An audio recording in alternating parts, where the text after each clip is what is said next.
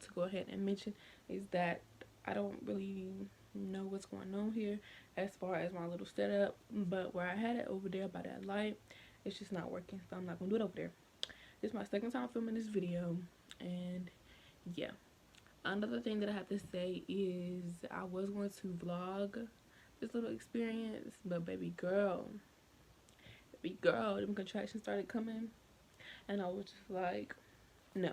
So as y'all can see from the title, above or below, whatever race y'all watching this on, I'm going to be doing my labor and delivery story time, and I don't really have any footage. Only thing I do have is a picture of the drink, because the Midwives Brew did work for me, and I'm going to talk about that later on in the video, but that's the only thing I have. I'm not going to show her face yet, because I'm going to do an official face reveal and name reveal, so y'all just have to wait for that video. But let me stop rumbling and let's get right into the story. Okay, so this started when I was 36 weeks pregnant. I was so over this, like, I was over it. I was like, she gotta come, like, she gotta come. She need to hurry up and come, because I'm tired of being pregnant. I'm not about to be in the hospital on Thanksgiving. So yeah, so I bought this yoga ball that I'm currently on, and I was just bouncing and bouncing and bouncing, thinking that I was gonna feel some contractions or Braxton Hicks or something, but nothing ever came.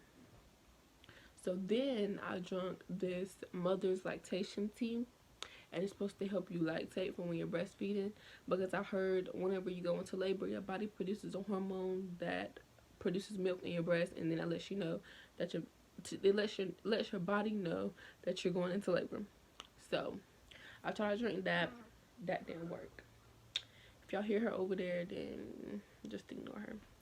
But that didn't work. So 37 weeks came. I'm still bouncing this stuff. Nothing is happening. And I know that you're considered full term at 37 weeks. I've had a healthy pregnancy.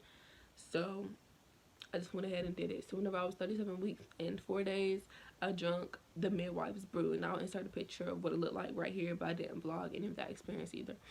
So what it is it's just castor oil, apricot nectar juice, it's a lemon verbena tea, and then it's almond butter. So the almond butter is supposed to help with the laxative from the castor oil. But yeah, so you just blend it all together. You're supposed to drink it under 30 minutes. Since I had already drunk the mother's lactation tea, this drink didn't taste any different than that, really. So I got it down in about 5 minutes. So I got finished at around 6:40. And it's supposed to start working in 3 to 4 hours, and you're supposed to have your baby within 24 hours if it's going to work for you. So after I had finished drinking the tea, it says to drink it on your on an empty stomach, but I could not help it. Mom was cooking pork chop too. I had to eat. So I had ate. I didn't really use the bathroom like that. TMI, but whatever. I didn't really go to the bathroom like that. But after I got done drinking it, I had made sure that my hospital bag and stuff was packed. I didn't even get a chance to do the video on that, but whatever. I made sure that was packed. I made sure her bag was packed. My room was kind of straight, the bathroom. I was just getting everything together, making sure I had all my insurance and my ID and all that stuff just ready to go. So after I did that, I think I ate, and then I went to go take a shower, because, you know, I had to shave up a little bit and just trying to get prepared. And then I had laid down. I kind of got discouraged, and I was just like, man, this not gonna work. So I had just laid down thinking I was gonna go to sleep or whatever, but I was just on my phone, probably on YouTube or something, and my stomach started cramping. And mind y'all, the weekend before that had happened, I was having some pains in my stomach, but it felt like I had to use the bathroom. It wasn't like contractions. So this time, I didn't know there were contractions yet, but now that I'm telling you as a story, there were contractions. So my stomach was like cramping in the lower part. And then I was telling my mother-in-law and my sister like what was going on, keeping them posted or whatever. They were telling me, like, you know, what to do. My sister told me to time my contractions, but they wasn't even timable. And it didn't hurt this bad, but it was just kind of like, oh wow, like I can feel it now. So I was starting to try to time my contractions, but they were like 17 minutes apart. Then it'd be like 3 minutes. Then it'd be like 5, then 15. So it wasn't consistent. So I was telling them that it wasn't consistent, and yeah. So I had waited. This was probably like at around 10:30. I had waited a little bit fast forward to probably 11 o'clock, and I went into my mom's room because I just wanted to get on her nerves like I always do. But before I decided to get on her nerves, I had decided to go to the bathroom, her bathroom. So I went to the bathroom and I just had to pee. And I peed, everything was normal. I wiped, everything was normal. So I turned around to, pull up my clothes and flush the toilet. And I seen something red in the bottom of the toilet. And I was like, what in the world? Like, I was asking her, like, did you use the bathroom before me? Like, what in the world? And she was like, no, I didn't use the bathroom, but I know you need to hurry up because I gotta go. And I was like, I think this is my mucus plug. And she was like, girl, bye. Because she was so convinced that this midwives Brew was not going to work. She thought it was going to cause something really bad to happen to me or the baby. But it didn't. Anyways, she was like, girl, that's not your mucus plug. I don't know what you think you're looking at, blah, blah. And I was like, yes, it is. So I had to take a picture of it. And then I had text my friend. She had the baby 6 weeks before me. And I was like, I think my mucus plug just came out. She know that I drank the drink. So I was like, I think my mucus plug just came out. So she FaceTimed me, and then I had showed her, TMI, but I had showed her my mucus plug, and she was like, yeah, I think that's your mucus plug. I was so freaking happy. Like, I was like, thank you, Jesus. These contractions are doing something. Maybe I will go into labor tonight. I don't know. But within probably like 10 to 15 minutes, my contractions started getting a lot stronger and kind of closer together. So I really started making sure that everything was packed up and ready to go. I called my doctor and let him know what was going on. I actually left a voicemail. So I called him, left a voicemail, told him what was going on, and he called back and he told me that I should go ahead and go to labor and delivery. So mind you guys that the hospital that I planned on delivering at, which I did deliver at, is 30 minutes away from my house. So I was trying to labor at home for as much as I could because I didn't want to go there and then turn me around because I would have been highly upset. So I tried to wait it out. I texted my boyfriend and let him know what was going on. And he was like, all right, just keep me posted. I'm going to try to take a power nap. Because he had just got off work. So I was like, okay. So I was trying to wait until like 12 or 12:30 until my contractions got really, really strong. But my mother-in-law was just like, you need to come on and come. Like, we need to go ahead and go to the hospital. But I wanted to say I probably could have lasted a little bit longer. Probably like another hour longer. But whenever I got to the hospital, my contractions were strong. So we got all my stuff and we went to the hospital. Well, on the way to the hospital, I was having contractions. They were trying to like get a GPS and stuff. So him and his mom was like going back and forth on which way was the fastest way. My boyfriend thought I was literally about to have the baby, like, because he don't understand how this stuff works. So he thought I was about to have the baby. So he was like speeding and stuff. And I'm over here having contractions, and we finally get to the hospital, and I guess they already noticed that I was pregnant and I was in labor or whatever. So somebody from inside the hospital had brought me out a wheelchair, and my boyfriend locked his keys in the car. So while they're getting my information and stuff, he's trying to figure out how to get his keys out of his car or whatever. And they wheeled me up to the 4th floor, which is labor and delivery. And the woman was trying to ask me questions, but I was having contractions and stuff. I wasn't trying to hear nothing that she was saying. I know that I was just, like, I was just so ready to get this over with. So then they finally take me to a triage where they actually, like, check you and put you on a monitor or whatever. So they did, and they got my blood pressure, and they put a little belt on my belly to monitor the baby's heart rate and my contractions. And they also checked me for dilation. I was only 1 centimeter, but I was in pain. Those contractions hurt so bad, and like people say they feel like period cramps on steroids. Baby, they do, like, but way worse. Like, they hurt so bad and they just go away, and you like, thank you, Jesus. But then they just come back. Anyways, so we stayed in the little triage thing for probably about 30 to 45 minutes. And they said my blood pressure was high. I don't know if it was from the Midwives Brew or what, but they said my blood pressure was high. And they contacted my doctor, told him what was going on, and my doctor told them to go ahead and admit me into the hospital.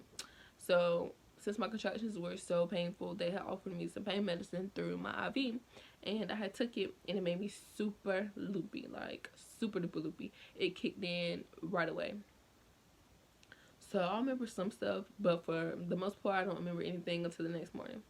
So we're gonna fast forward until the next morning because nothing really happened anyway. They had me on that medicine and I was just pretty much asleep the whole time, and yeah, still having contractions. So I guess throughout the night they seen that I was still having contractions, but the contractions wasn't making me dilate, so they had put me on Pitocin. But I don't remember them coming in there and telling me about it. I just remember seeing it the next morning, like the little IV thing, and it said like Pitocin on it, whatever. So they put me on Pitocin to get things going. And when I woke up, or whenever they had woke me up, she had asked me, did I want another dose of the medicine? I was just like, no, like I'm tired of this. I'm tired of being asleep. Like I want to be up. I want the epidural. So she was like, okay, we can get the epidural in here. Just let me check you. So they had checked me and I was only 2 centimeters dilated. And mind you guys, I've been having contractions since 10:30 that night, and it was probably like at around 9 when she checked me.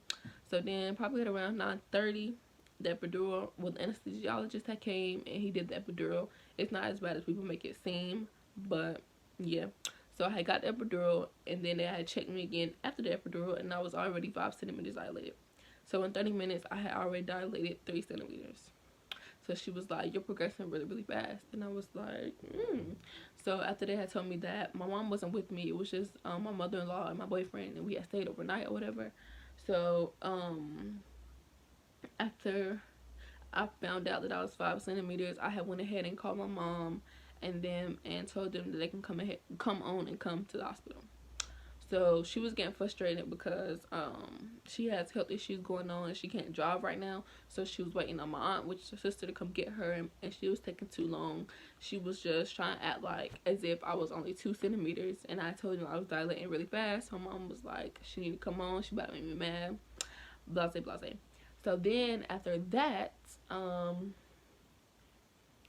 it was probably like at 9:30, so probably like at 10:30, maybe at 11 o'clock, I was already 10 centimeters dilated. So mom and them was up there, everybody was up here by then. I had called my sister and told her, you know, like I'm 10 centimeters dilated, I'm gonna have a baby soon.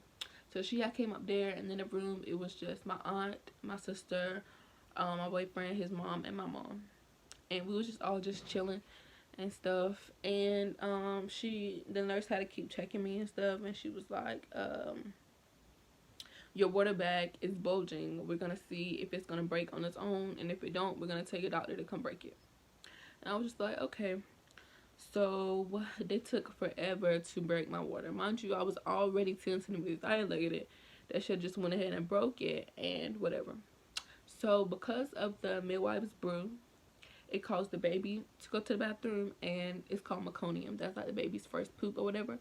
But that was inside of the water bag, and obviously they drink the water. They drink the amniotic fluid, so that was kind of like at a risk. So that kind of made me scared. But they was like, they need the NICU team in just in case something goes wrong. But nothing ended up happening. So they ended up breaking my water. I don't remember what time it was, but ended up bringing my water. And then after that,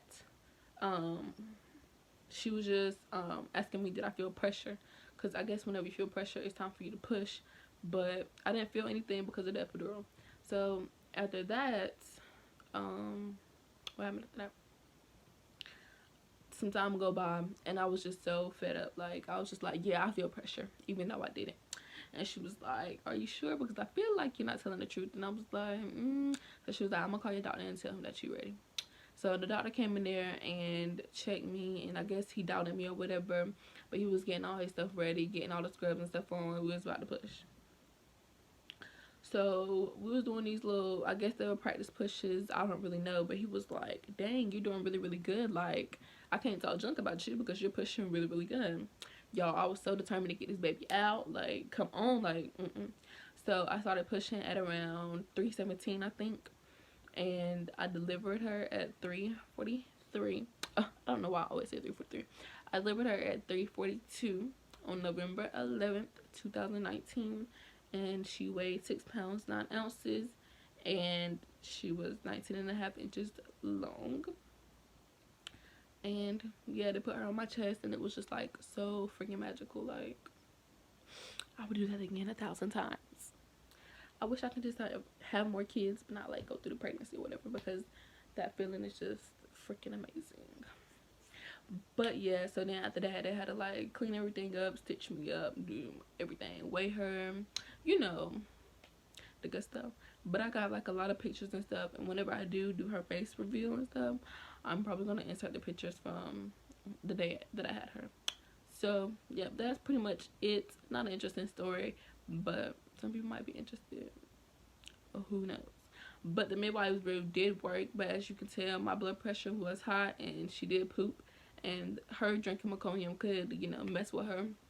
So if y'all want to try it, do it at your own risk. Make sure you ask your doctor and everything, because, you know, obviously you want to make sure everything is okay.